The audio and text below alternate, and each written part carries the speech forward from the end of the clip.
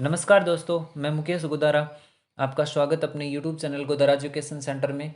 उम्मीद करता हूँ कि आपको जो हमारे द्वारा पढ़ाया जा रहा है वो समझ आ रहा होगा।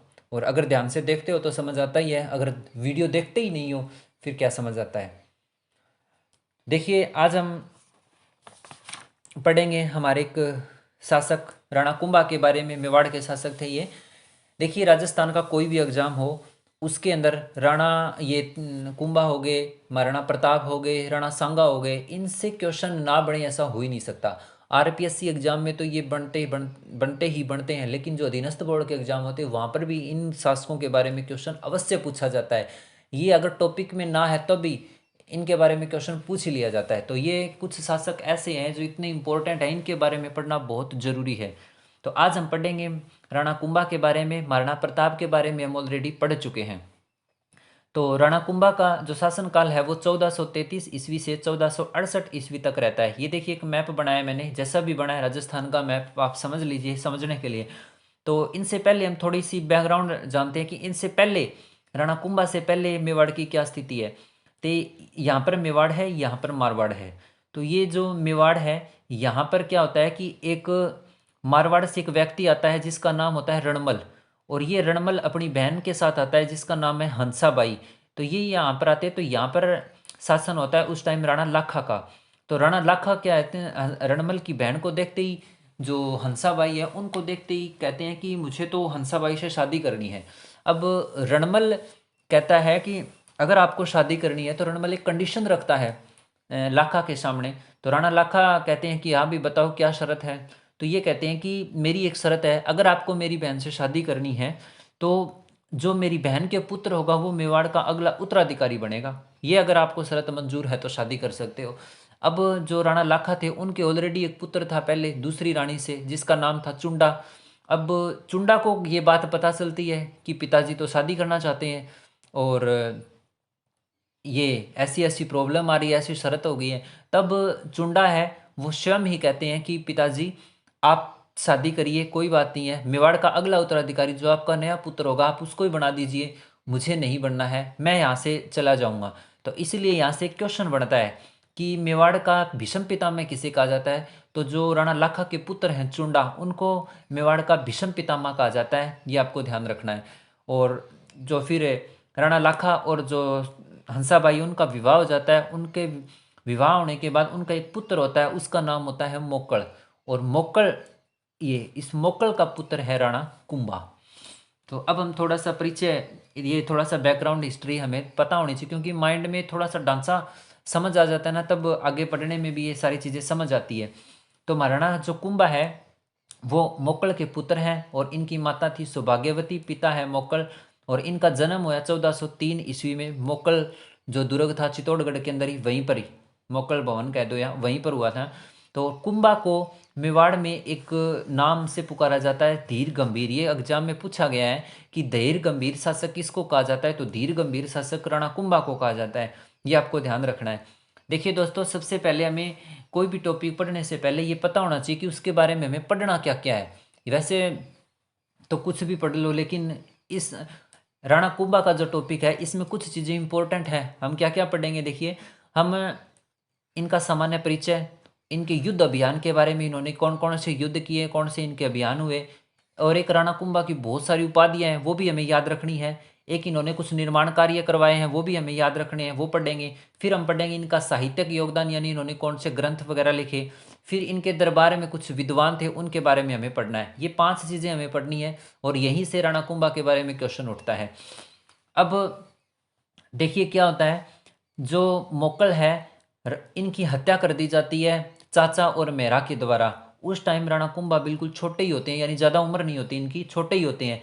लेकिन फिर भी राणा कुंभा को इनकी मृत्यु के बाद मेवाड़ का शासक बना दिया जाता है 1433 में। अब कुंभा है छोटे हैं, और जो हंसाबाई है यानी जो कुंभा की जो दादी जी है, जिनका विवाह मोक्कल के उनके साथ लाखा के साथ हुआ था, यानी मोक्कल की जो माँ है, अब वो क्या काम करती है, वो अपने भाई रणमल, ये जो रणमल है जो मारवाड़ से आया था, अब इसको कुंभा का संरक्षक बना देती है, क्योंकि चुंडा था यहाँ पर वो तो चला गया।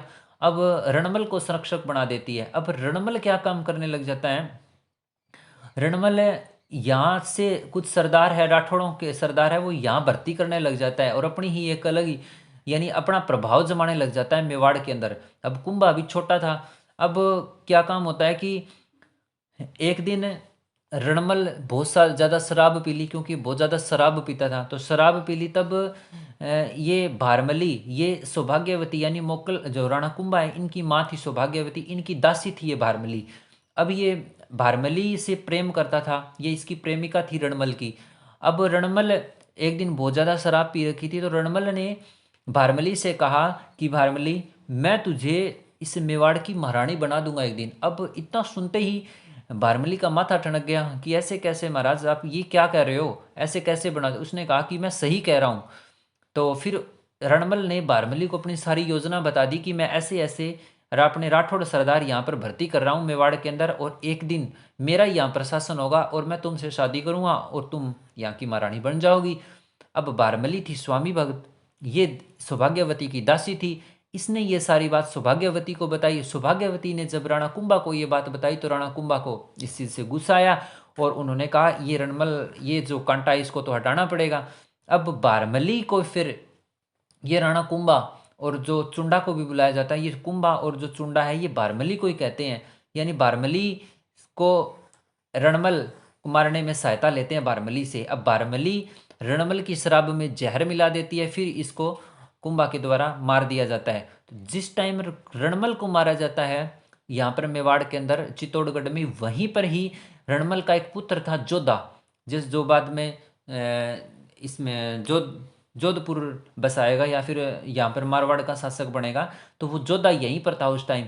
तो फिर यहाँ पर कुछ चारण जाति के कवि होते हैं, वो कुछ गा गा कर उस जोधा को समझा रहे। जिस टाइम रणमल की हत्या हो रही थी उस टाइम वो रणमल को कुछ पंक्तियां गाकर समझाते हैं कि ये भाग रे जोधा भाग, रणमल मारे जाए, इस तरह की कुछ पंक्तियां गाते हैं। तो जोधा समझ जाता है, जोधा यहाँ से भागता है मारवाड़ की तरफ। तो ये कुंभा और ये उनका पीछा करते हैं जोधा का। तो जोधा क्या करता है, बीकानेर के काउनी गांव में 15 साल तक वहीं पर रहता है। ठीक है। और अब हम थोड़ा सा देखते हैं, ये चीज़ हमने पढ़ ली है, लेकिन अब 1437 ईस्वी में ये सारंगपुर का युद्ध होता है।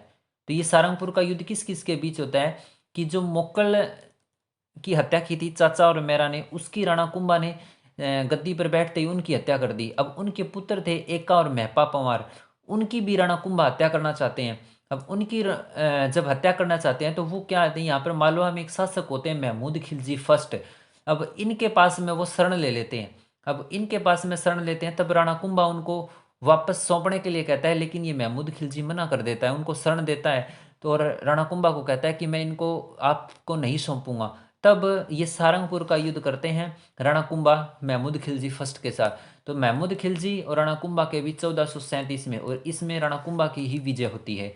अब 1438 में ये आपको बता दिया सारी कहानी, रणमल की हत्या हो जाती है और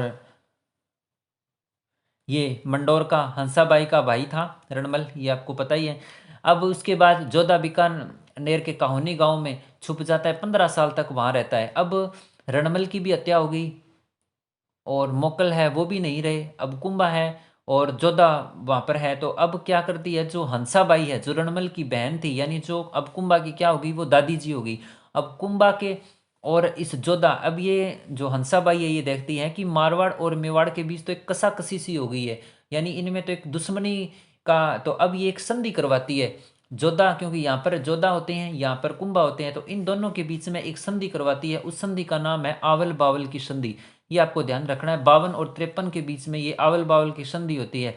आवल बावल नाम इसका किस तरह पड़ा कि यहाँ पर आंवला और बबूल के कुछ पेड़ थे कि इस साइड का आंवला का इसका होगा, बबूल का इसका होगा, इस तरह कुछ संधि करवा देती है उस एरिया को डिवाइड करके। तो ये हंसाबाई के प्रयासों से ये संधि होती है। और हंसाबाई का जो जोधा था वो भतीजा था, कुंभा था वो पोता था। अब जोधा की एक पुत्री होती है श्रृंगार देवी, कुंभा के एक पुत्र होता है रायमल, इन दोनों का विवाह भी करवा दिया जाता है। अब 1456 ईस्वी में, ये 5 है भाई ध्यान रखना, 1456 ईस्वी के अंदर एक और संधि होती है किस किस के बीच, ये यहाँ पर जो मालवा का शासक था महमूद खिलजी, और यहाँ पर गुजरात था, गुजरात में था एक कुतुबुद्दीन। तो इस कुतुबुद्दीन और महमूद खिलजी ये दोनों आपस में एक संधि करते हैं, और ये दोनों संधि करके राणा कुंभा के ऊपर आक्रमण करना चाहते हैं। और राणा कुंभा के ऊपर आक्रमण करते भी हैं। तो यहाँ पर बदनौर में एक युद्ध होता है जिसे बदनौर का युद्ध कहा जाता है। इसमें इन दोनों की संयुक्त सेना को हरा दिया। तो इस ये चंपानेर की संधि आपको याद रखनी है। ये गुजरात के कुतुबुद्दीन और महमूद खिलजी मालवा के थे, इनके बीच में हुई थी। ये महाराणा कुंभा पर आक्रमण किया, लेकिन बदनौर के युद्ध में ये दोनों हार गए। अब कुछ हम राणा कुंभा की उपाधियों के बारे में देख लेते हैं कि राणा कुंभा की कुछ उपाधियां थी। उपाधियां कौन कौन सी थी? तो राणा कुंभा को अभिनव भट्टाचार्य भी कहा जाता था। ये देखिए, अभिनव भट्टाचार्य, इनको अभिनव भट्टाचार्य संगीत में ज्ञान होने के कारण अभिनव भट्टाचार्य कहा जाता था। इनको हिंदू सुल्तान भी कहा जाता था। वीणा वादन प्रवीण, यानी वीणा बजाने में ये प्रवीण थे, तो इसलिए इनको वीणा वादन प्रवीणैन भी कहा जाता था। इनको राजगुरु, हालगुरु, दानगुरु, छापगुरु, ये क्यों कहा जाता है ये नहीं पूछेगा, बस सिर्फ उपाधियों का नाम देगा कि ये उपाधि किसकी थी। ये उपाधियां ध्यान रखनी है आपको। नरपति, असवपति, महाराजाधिराज, राणा रासो, धर्म व पवित्रता का अवतार। तो ये तो एक बार पूछा भी गया है कि धर्म और पवित्रता का जो अवतार है राणा कुंभा को कहाँ पर कहा गया है? तो ये कुंभलगढ़ प्रशस्ति के अंदर कहा गया है, ये आपको ध्यान रखना है। अब राणा, ये जो उपाधियां हैं ये बार बार आपको पढ़ने से याद होंगी, बार बार आपको पढ़ना, इनका रिवीजन करना है, क्योंकि रिवीजन ही जरूरी है, क्योंकि इसमें समझाने वाला कुछ है नहीं, ये तो एक फैक्ट है जो याद करने से ही होंगी। अब कुछ निर्माण कार्य हैं राणा कुंभा ने चित्तौड़गढ़ के अंदर एक कीर्ति स्तंभ बनाया जिसको विजय स्तंभ या विष्णु स्तंभ भी कहा जाता है, 1440 से 1448 के बीच में। और इसके शिल्पी पूछे जाते हैं, ये आपको ध्यान रखना है। इनके शिल्पी थी जेता, नापा, पुंजा, पोमा, ये 4 शिल्पी याद रखने। कीर्ति स्तंभ, ये चित्तौड़गढ़ के अंदर दो स्तंभ है ये कीर्ति नाम से, एक तो जैन कीर्ति स्तंभ है, एक कीर्ति स्तंभ है, ये ध्यान रखना है। ओनली कीर्ति स्तंभ है वो ही राणा कुंभा ने बनवाया। जो जैन कीर्ति स्तंभ है वो एक अलग जीजा शाह नाम के व्यक्ति है, उन्होंने बनवाया है, वो अलग है।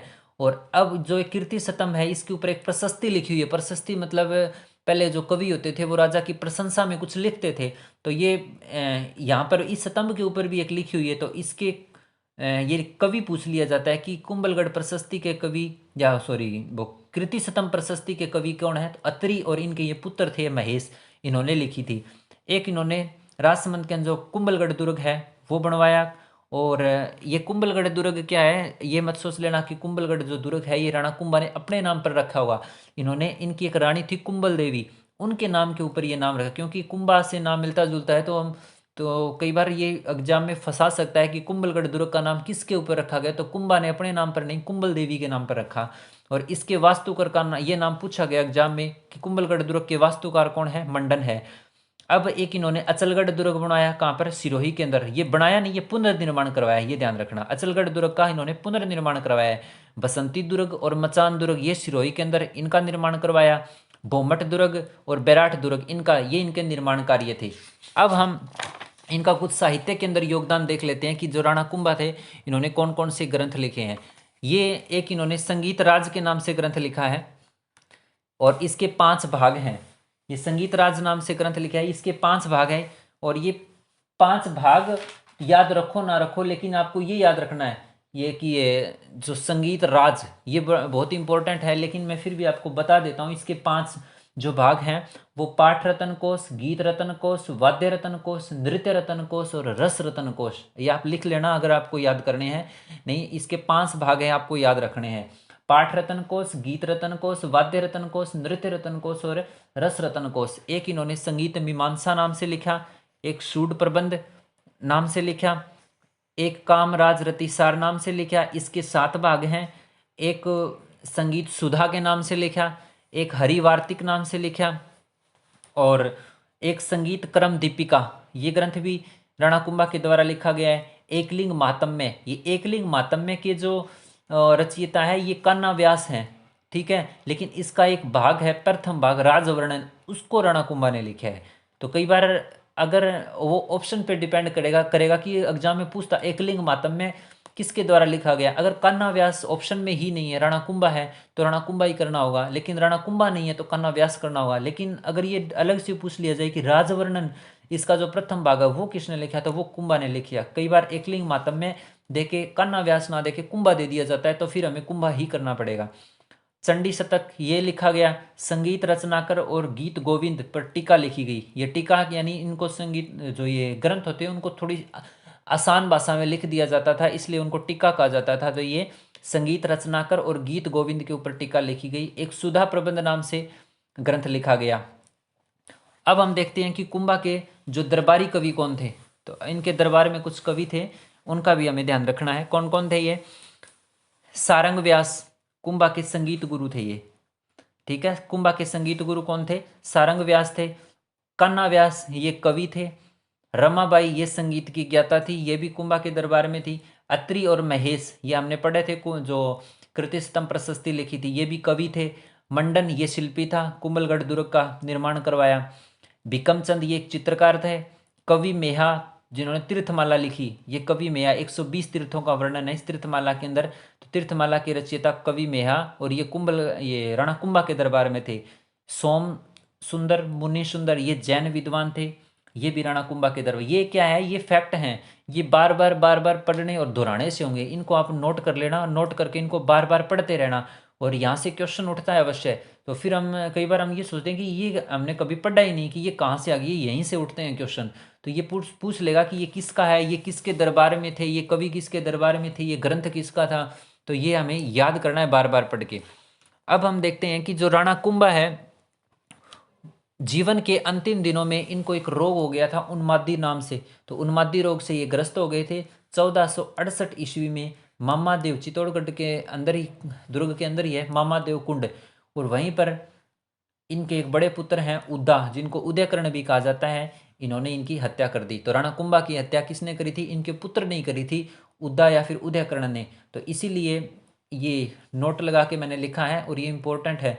तो ये उद्दा या उदयकर्ण को मेवाड़ का पितृहंता भी कहा जाता है। तो ये कई बार क्वेश्चन पूछा गया है कि मेवाड़ का पितृहंता किसे कहा जाता है? तो मेवाड़ का पितृहंता उद्दा, राणा कुंभा के पुत्र उद्दा को कहा जाता है। इन्होंने अपने पिता की हत्या करी थी 1468 में मामादेव कुंड के पास। तो ये हमने पूरा राणा कुंभा के बारे में पढ़ लिया है, और यहाँ से क्वेश्चन बनने के पूरे पूरे चांस हैं। तो आप इनको इस वीडियो को 2-3 बार देखते रहना, और इन यहाँ से जो भी देखिए, जो बात मैंने वीडियो के अंदर एक्स्ट्रा बातें बताई है, उन बातों को भी आप नोट कर लिया करो, क्योंकि वो बातें भी इम्पोर्टेंट होती है। क्योंकि कुछ चीज़ें हैं अगर जो सारी लिखी नहीं जाती, जो बताई जाती है, उसको भी नोट करना बहुत ज़रूरी होता है। तो वो भी बहुत इंपॉर्टेंट होती है। जो चीज़ मैंने लिखी है इसमें, वो तो इम्पोर्टेंट है ही है, वो ये तो आपको अपने नोट्स में उतारनी है, और इसके अलावा जो चीज़ें मैंने बताई हैं वो भी आपको ध्यान में रखनी है। तो उम्मीद करता हूँ दोस्तों कि आपको ये वीडियो पसंद आया होगा, और राणा कुंभा के बारे में आपको बहुत चीज़ें पता चली होंगी, और एग्जाम में यहाँ से क्वेश्चन अवश्य आएगा। तो मिलते हैं फिर नेक्स्ट वीडियो में। जय हिंद, जय भारत।